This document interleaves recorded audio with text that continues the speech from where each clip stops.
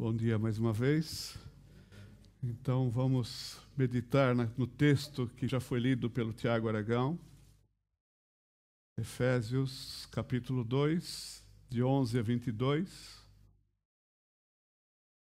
Podem manter suas Bíblias abertas aí. Eu não vou ler novamente. O Tiago já fez a leitura. E só vou orar mais uma vez para que esta palavra possa fazer diferença na nossa vida. Sim, Senhor, é esse o nosso pedido, que a Tua palavra alcance o nosso coração e transforme o nosso viver.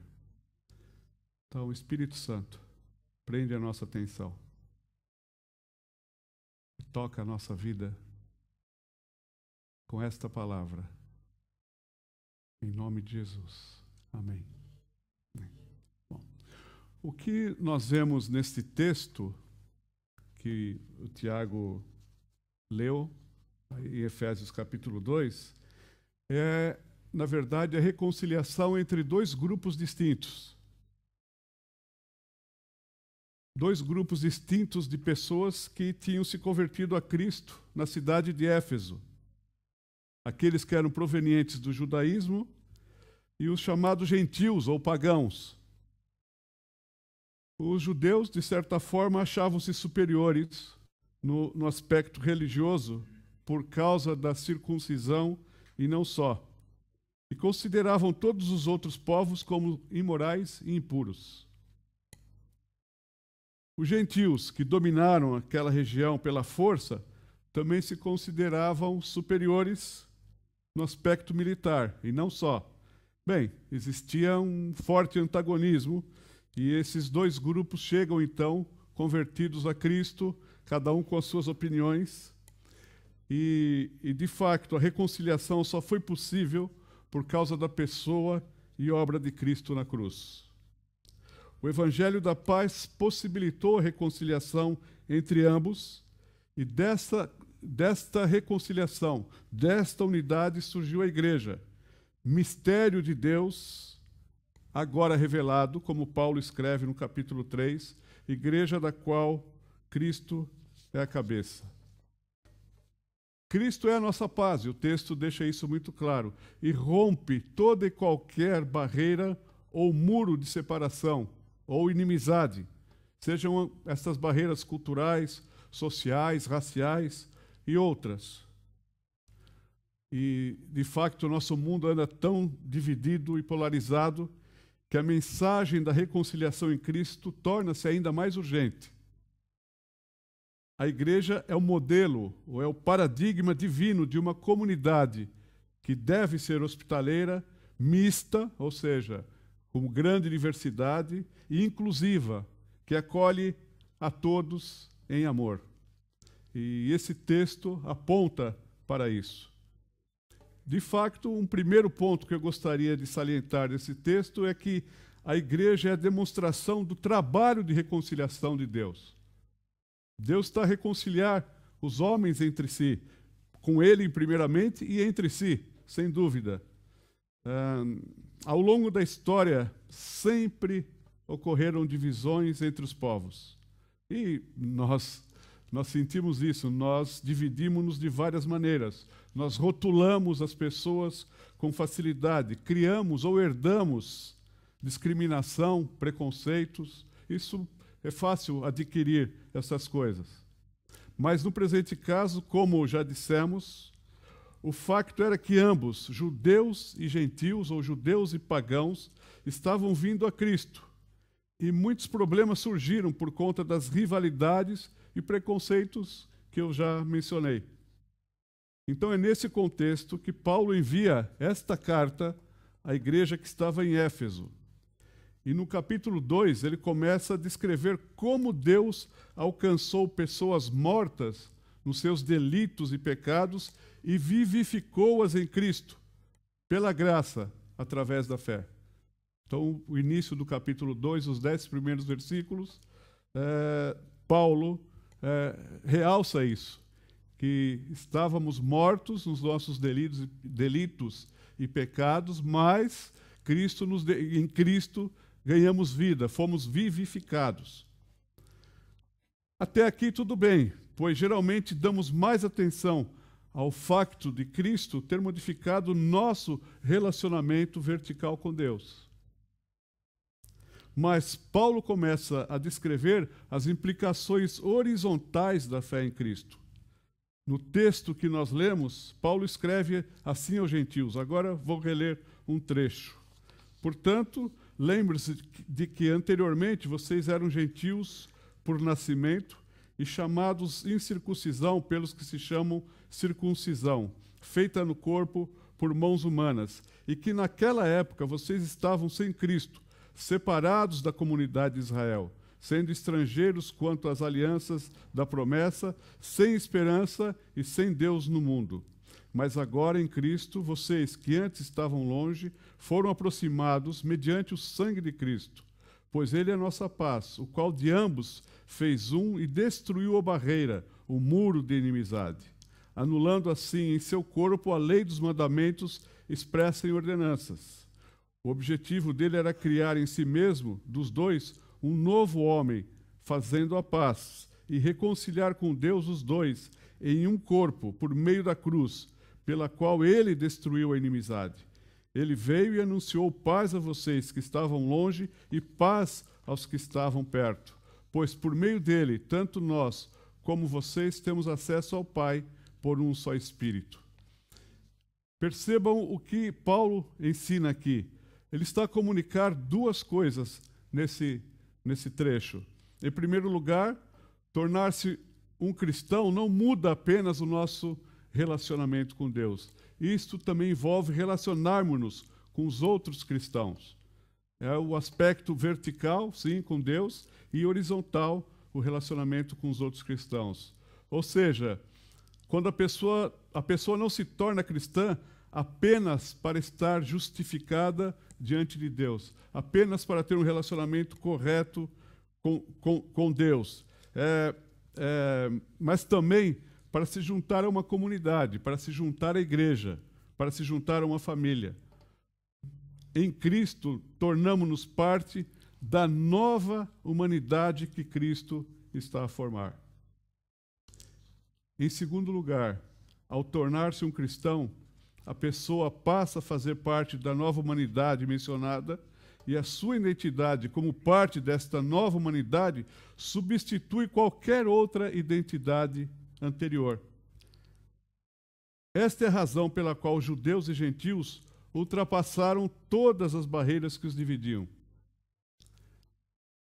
Pela simples razão de que o que eles agora tinham em comum em Cristo era muito, mas muito mais importante do que a nacionalidade, ou algum título, ou distinção, ou qualquer outra coisa. Cristo nos uniu e fez de nós um. Somos diferentes, há uma diversidade, mas em Cristo há unidade, somos todos um. E foi o que Paulo escreveu aos Gálatas. Todos vocês são filhos de Deus mediante a fé em Cristo Jesus. Pois os que em Cristo foram batizados, de Cristo se revestiram. Não há judeu, nem grego, nem escravo, nem livre, homem, nem mulher, pois todos são um em Cristo Jesus. Então, é o que Paulo está a transmitir, esta unidade, mesmo na diversidade. Então, esta é a primeira razão pela qual o esforço de ser parte de uma igreja é valioso. Porque a igreja é demonstração do trabalho de reconciliação de Deus. É a demonstração desse trabalho de reconciliação que Deus, através de Jesus Cristo, proporciona, tanto com Ele, reconciliação com Ele, e reconciliação um com os outros. Portanto, não dá para acertar a vida com Deus, no aspecto vertical, sem também afetar os relacionamentos horizontalmente com os nossos irmãos e irmãs. E isso é de suma importância, porque Se nós nos amarmos uns aos outros, como diz o texto de João 13:35, todos saberão que nós somos discípulos de Jesus. Então, esse relacionamento horizontal também é importante. E esta vida em comunidade é que vai fazer a diferença na nossa evangelização. Então, a igreja é a demonstração desse trabalho de reconciliação que Deus nos dá, que Deus promove. Mas a igreja também é a morada de Deus, é a habitação do Senhor. E Paulo usa 3 imagens da igreja nos versículos 19 a 22, que eu vou reler. Portanto, vocês já não são estrangeiros nem forasteiros, mas concidadãos dos santos e membros da família de Deus, edificados sobre o fundamento dos apóstolos e dos profetas, tendo Jesus Cristo como pedra angular, no qual todo edifício é ajustado e cresce, para tornar-se um santuário santo no Senhor. Nele vocês também estão sendo juntamente edificados, para se tornarem morada de Deus por seu Espírito. Então, cada uma dessas imagens aqui tem um significado. Primeiramente, Paulo usa o conceito de cidadania. Ele diz que somos concidadãos, certo? Então, certa cidadania sempre foi um motivo de orgulho. Naquela época, ser romano era importante, claro, eles dominavam o mundo. Mesmo hoje, há muita gente à procura de uma cidadania qualquer, né? Que ofereça um novo estatuto, proporcionando novos direitos e abrindo novas oportunidades ou novas portas para uma vida melhor, quem sabe. Mas, neste texto, Paulo deixa claro que somos todos cidadãos de uma outra pátria, cidadãos do povo de Deus, concidadãos, na verdade, dos santos, é o termo que Paulo usa. Então, como cristãos, nós possuímos uma cidadania muito superior a qualquer outra. Naquela época, muito superior à cidadania romana. Em qualquer lugar do mundo, nós achamos a nossa casa, o nosso lugar. Porque há também cidadãos desse reino que aceitaram Cristo e nos recebem em qualquer lugar do mundo. Nós temos o cartão do cidadão da pátria celestial. É como se tivéssemos, né, o cartão do cidadão da pátria celestial. Em seguida, Paulo torna esse relacionamento horizontal ainda mais íntimo. Não somos apenas concidadãos, somos de fato família de Deus. Então, é o termo que ele usa aqui, que somos membros da família de Deus. Ou seja, nós somos adotados em Cristo Jesus por Deus para fazer parte da sua família. Isso vai muito além da nossa compreensão. Deus nos adotou. É verdade, somos concidadãos, somos família de Deus, mas Paulo vai ainda mais longe. Somos o templo de Deus, ele diz aqui, construído sobre o fundamento dos apóstolos e profetas, tendo como Cristo a pedra angular, a referência para que o edifício cresça. Fazemos parte de uma grande construção espiritual, que é a habitação, que é a morada do Senhor. O templo em Jerusalém, estou falando o templo de pedra, da construção, o templo físico, foi o foco da presença de Deus no mundo por mais ou menos 1000 anos. Mas agora, conforme Paulo escreveu, Deus está a fazer algo novo. Ele está a construir um novo templo, localizado no meio das pessoas, a sua igreja. Não se trata de um prédio ou edifício, mas somos nós, tu e eu, as partes da casa de Deus, o seu santo templo. Naquela época, os gentios não tinham acesso completo a todas as dependências do templo de Jerusalém. Mas agora, por Cristo e em Cristo, podemos todos ser parte do que Deus está a construir, um edifício espiritual, onde nós somos partes, cada um de nós que aceita Jesus como Senhor e Salvador. Isso significa que Deus habita na sua igreja. O templo é o lugar da presença de Deus, da habitação do Senhor. E este é, de facto, o foco da presença de Deus neste mundo, o seu povo. O seu povo. Isso é extraordinário. Nós, igreja, além de sermos a demonstração do trabalho de reconciliação de Deus, tanto com Ele próprio quanto uns com os outros, a igreja também é a morada, é templo do Espírito Santo. Deus habita na sua igreja, Deus habita no seu povo, em cada um de nós, nas pessoas.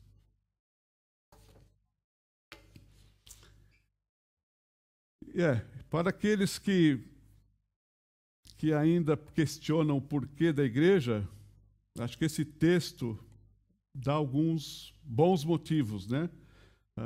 Há que se ter em conta o facto de que Deus escolheu criar um novo povo, uma nova humanidade, a partir daqueles que foram inimigos. E Ele escolheu habitar no meio deles. É verdade que a vida em comunidade, a vida de igreja, muitas vezes não é fácil. De vez em quando há confusão, pode haver atritos, pode ser inconveniente por vezes, mas eu espero que esse texto nos ajude a compreender que vale a pena, mesmo porque Jesus deu a sua vida pela igreja. Esse livro de Efésios, no capítulo 5, ainda realça isso. E mesmo porque o próprio Deus nos deu o ministério da reconciliação. E a igreja é a demonstração da reconciliação, da obra de reconciliação do Senhor. Então a igreja é inerente ao cristianismo, fazer parte da igreja. E fazer parte da igreja de Cristo, o grupo de pessoas, o povo do Senhor, não se trata apenas de assistir aos cultos. É muito mais intenso do que isto. Na verdade, reorienta toda a nossa vida. Nós somos blocos de um edifício espiritual, nós suportamos os outros, mas também somos suportados pelos demais. Somos parte um do outro. Somos parte do corpo de Cristo, que é a igreja. Esse edifício espiritual que ele continua a edificar, que ele continua até a última pedra ser colocada. Então, nesta pandemia, não esqueçamos que continuamos a ser igreja do Senhor Jesus Cristo. É verdade que o individualismo da nossa cultura ajuda a enfraquecer os vínculos e a acomodarmos-nos, distanciando-nos espiritualmente. Então, acho que esse texto nos chama a atenção para não sermos diluídos na cultura que nos cerca, mas sermos lembrados que somos igreja, comunidade, povo do Senhor, que demonstra ao mundo o trabalho de reconciliação que Deus promoveu e que é morada do Senhor, é templo do Espírito Santo. Para terminar, queria só reforçar que a igreja de Cristo é única. Ele só tem uma igreja com abrangência universal e que inclui todos os crentes em Jesus Cristo de todas as épocas e lugares.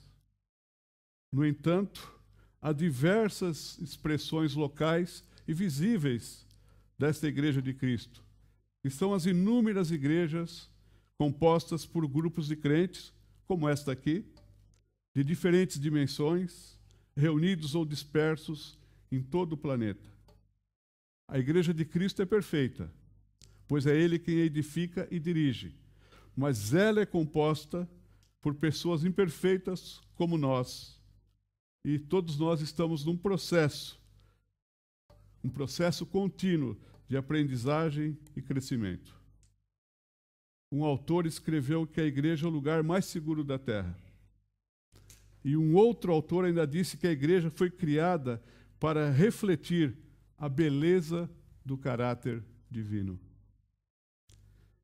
Então, de algum modo, por intermédio de pessoas caídas e quebradas, Deus cria um mosaico divino. Nós somos essas peças desse mosaico divino, dessa construção espiritual. Por meio da igreja, todo o universo fica a conhecer a imensidão da sabedoria de Deus. Paulo ainda coloca isso no capítulo 3 desta carta. E Paulo ainda afirma que este é o plano que Deus traçou desde o princípio e que realizou por meio de Jesus Cristo, nosso Senhor. Desde o princípio, Deus já tinha em mente ter um povo, uma comunidade, ter uma igreja edificada. E este plano foi realizado através da pessoa e da obra de Jesus Cristo, que reconciliou o homem com Deus e os homens e a humanidade entre si. E Paulo diz que esse era um mistério que estava oculto, até ser revelado na pessoa de Jesus Cristo. Deus já tinha isso no seu coração. Então, olha a importância que a comunidade de fé, que a igreja tem para Deus. Então, é muito importante termos plena consciência da nossa identidade completa. Somos filhos de Deus e fazemos parte da sua família, a igreja. Estas duas verdades são inseparáveis e revelam a sabedoria e o plano de Deus. Alguém já disse várias vezes que a igreja de Cristo é a esperança para este mundo, pois ela é a expressão e é agente do reino de Deus. E como nós vimos, ela demonstra o trabalho de reconciliação de Deus, e a igreja, que são pessoas, não estou falando de quatro paredes, certo? É a morada do Senhor. Que privilégio temos de fazer parte da igreja do Senhor. Deste plano que ele lá atrás já tinha em mente e que em Cristo veio se tornar realidade. Uma igreja que demonstra o amor de Cristo e que promove a paz, a reconciliação com Deus e uns com os outros. É um grande privilégio.